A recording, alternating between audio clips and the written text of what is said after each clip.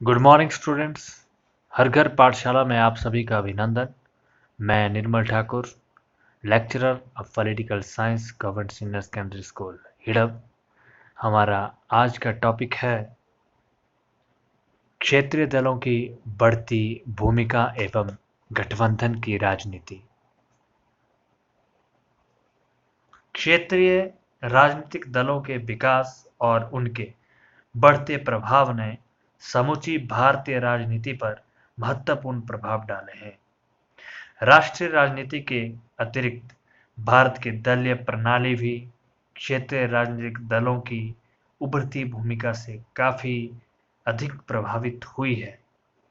भारत की राजनीति, भारत की दल प्रणाली और समूची भारतीय राजनीतिक प्रणाली पर क्षेत्रीय दलों के प्रभाव कुछ शीर्षकों के में वर्णित किए जा सकते हैं।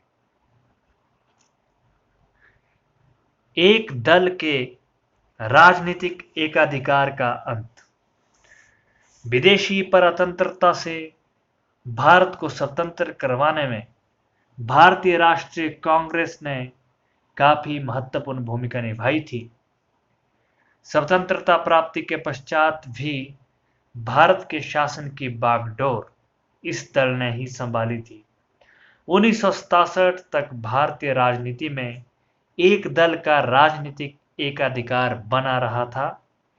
1967 से 1969 के मध्य, 1969 से 1971 के समय, 1977 से 1979, 1989 से 1991 तथा 1996 से 2004 के समय को छोड़कर शेष समय में कांग्रेस का ही राजनीतिक एकाधिकार प्रचलित रहा था। ये ठीक है कि कई राज्यों में कुछ क्षेत्रीय दलों अथवा राष्ट्रीय राजनीतिक दलों की सरकार समय समय पर बनती रही थी, परंतु समूचे रूप में भारतीय राजनीति में कांग्रेस की प्रमुखता बनी रही थी। दूसरा शीर्षक है real multi party system in operation, यानी वास्तविक बहुदलीय प्रणाली कार्य स्वरूप में। आरंभ से ही स्वतंत्र भारत में बहुदलीय प्रणाली का अस्तित्व विद्यमान है, परंतु वह प्रणाली वास्तव में बहुदल प्रणाली नहीं थी, क्योंकि इस प्रणाली में कांग्रेस की राजनीतिक प्रमुखता इतनी अधिक थी कि उस प्रणाली को एक दल के प्रभुत्व वाली प्रणाली कहा जाता था। 1967 तक भारत में राष्ट्रीय और क्षेत्रीय राजनीतिक दलों की संख्या चाहे काफी अधिक थी, परंतु कांग्रेस की प्रमुखता के कारण भारत की दल प्रणाली वास्तव तौर पर बहुदल प्रणाली नहीं मानी जाती थी। परंतु 1967 के चुनावों में क्षेत्रीय दलों का विकास ऐसे रूप में होना आरंभ हो गया था कि भारत की दल प्रणाली धीरे धीरे वास्तविक बहुदलीय प्रणाली का रूप धारण करने लग पड़ी थी। 1989 से 2004 के मध्य हुए लोकसभा के 6 चुनावों ने यह स्पष्ट कर दिया है कि भारत में वास्तविक बहुदलीय प्रणाली ने व्यवहारिक रूप धारण कर लिया है। राइज ऑफ कोएलिशन पॉलिटिक्स, गठबंधन की राजनीति का विकास। क्षेत्रीय राजनीतिक दलों के कारण भारत में गठबंधन की राजनीति का विकास हुआ है। पिछले कई वर्षों में त्रिशंकु संसद के अस्तित्व में आने के कारण सभी राष्ट्रीय राजनीतिक दलों को यह विश्वास हो गया है कि अन्य राजनीतिक दलों के साथ अकेले तौर पर चुनाव लड़ने को तैयार नहीं है।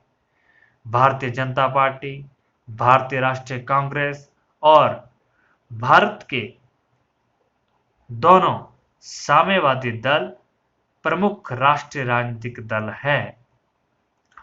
सितंबर-अक्टूबर 1999 में हुए 13वीं लोकसभा के चुनावों के समय इन सभी राजनीतिक दलों ने अनेकों दलों के साथ चुनावी समझौते किए थे और चुनावी समझौते करने के पश्चात अपने अपने गठबंधन दलों के साथ चुनाव में लड़ने को तैयार हुए।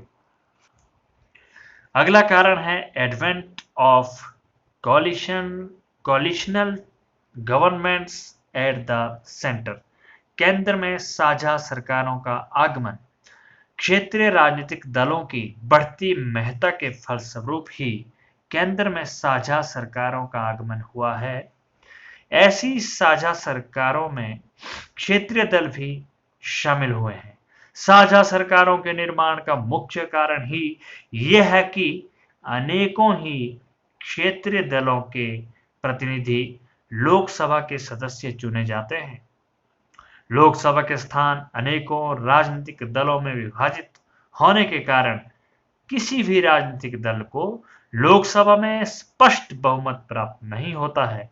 ऐसी स्थिति में भिन्न भिन्न राजनीतिक दलों की साझा सरकार बनाने के अतिरिक्त और कोई व्यवस्था संभव नहीं होती है। 1989, 1991, 1996, 1998, 1999 तथा 2004 के लोकसभा के चुनावों के पश्चात साझा सरकारें अस्तित्व में आई थी। अगला कारण है फॉर्मेशन ऑफ माइनॉरिटी गवर्नमेंट्स यानी अल्पमत की सरकारों का निर्माण। क्षेत्रीय दलों के न केवल साझा सरकारों के निर्माण को अवश्य बना दिया है, अपितु क्षेत्रीय दलों की बढ़ती राजनीतिक महत्ता के कारण ही अल्पमत की सरकारों का निर्माण भारतीय राजनीति की साधारण विशेषता बन गई थी।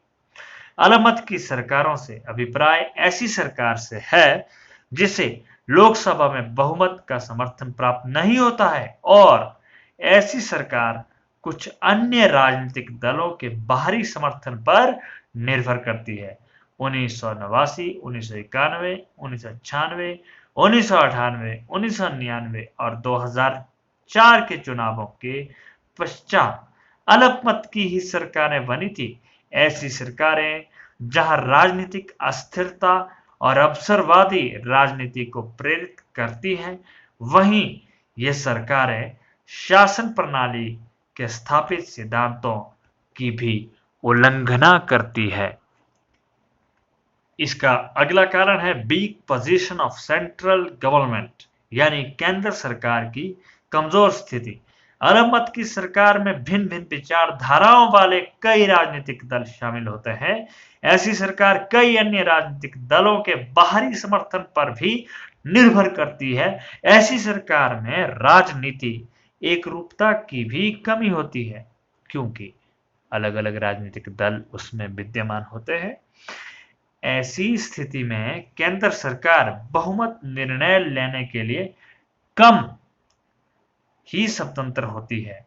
प्रधानमंत्री सरकार में शामिल सभी राजनीतिक दलों का सहयोग प्राप्त करने के लिए उन्हें खुश रखना चाहता है और इस उद्देश्य के लिए उन राजनीतिक दलों का अनुचित दबाव भी विवशतापूर्वक उसे सहना पड़ता है।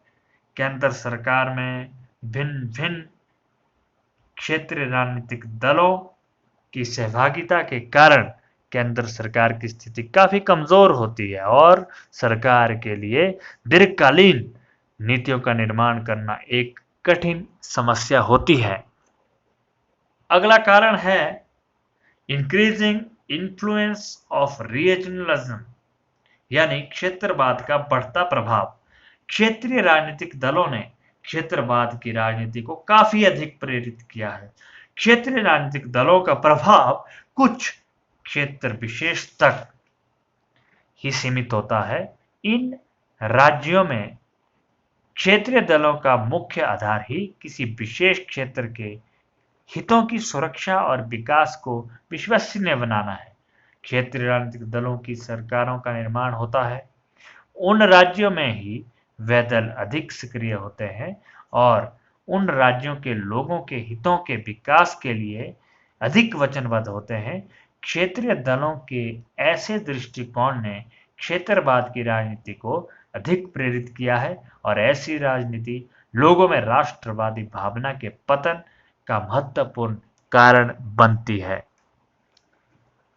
अब हम बात करेंगे गठबंधन की राजनीति की।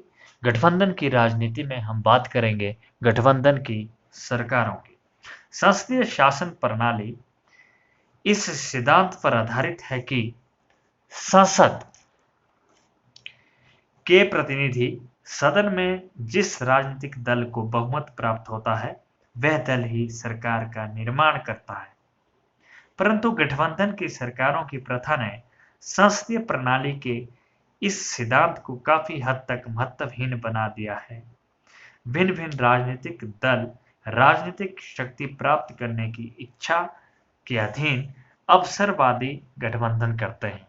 इसमें चुनावों के पश्चात बने गठजोड़ों की सरकारें भी होती है। साझा सरकारों का निर्माण और भी सिद्धांतहीन और संसदीय प्रणाली के सिद्धांतों के विरुद्ध बन जाता है जब सरकारों का निर्माण चुनाव के पश्चात हुए अवसरवादी राजनीतिक गठबंधनों द्वारा किया जाता है और चुनाव पूर्व बनी गठबंधन सरकार भी इस तरह से भी सरकार का निर्माण किया जाता है। भारत के संसदीय इतिहास में अक्टूबर 1999 में ऐसे राजनीतिक गठबंधन की सरकार बनी थी जिसका निर्माण लोकसभा के चुनाव से पहले हुआ था।